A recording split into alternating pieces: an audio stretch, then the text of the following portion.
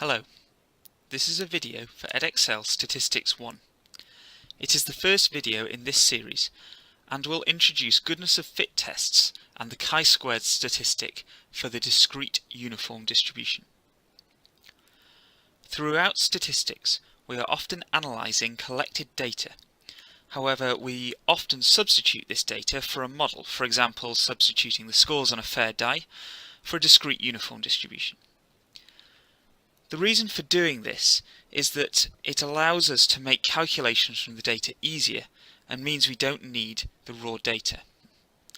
This brings us to goodness of fit tests, where we see how well chosen our model is for our observed data. If our simplifying assumptions are justified, we should find that the model is a good fit. To do this, we compare what we have observed with what we would expect from the model. Here is an example of a goodness of fit test. We've thrown a die 180 times and have observed the following frequencies.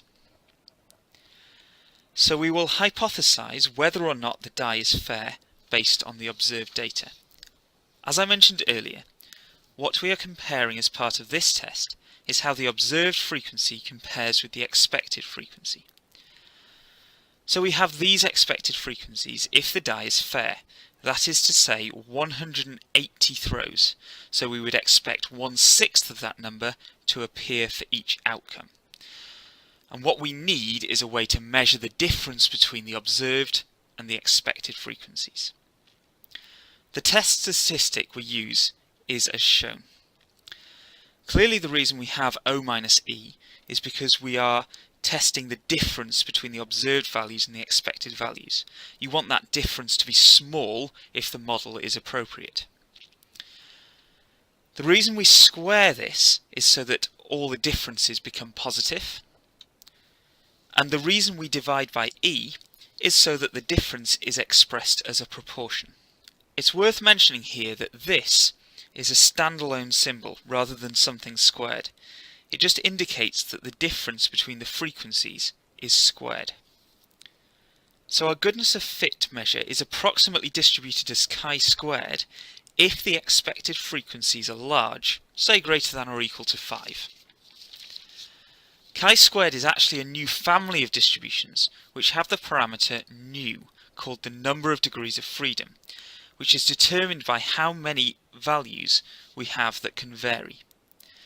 So the chi-squared distribution with 1 degree of freedom will look like this.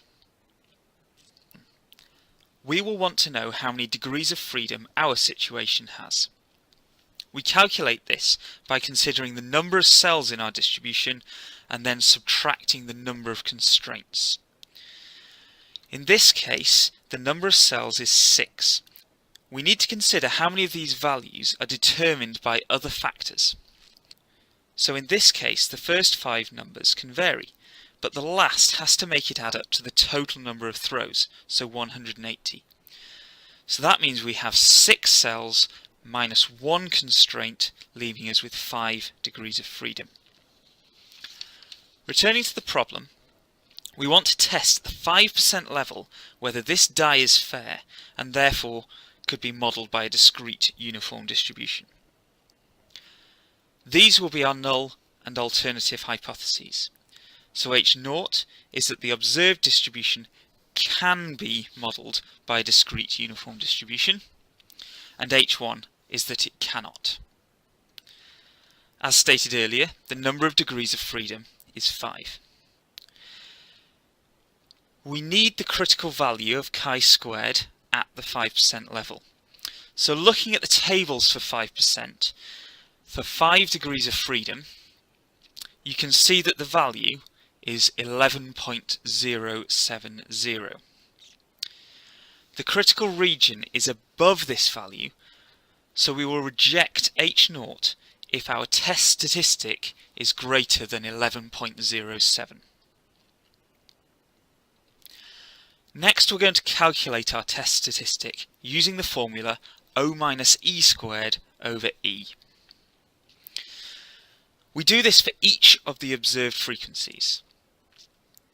Here are the values calculated and the sum of these is 4.933, as shown here. Comparing this to our critical value of 11.07, you can see that the test statistic is less than that, so we cannot reject H0, and there is no evidence that the die is biased. That's the end of this video. The next video in this series is looking at the goodness of fit test for the binomial distribution.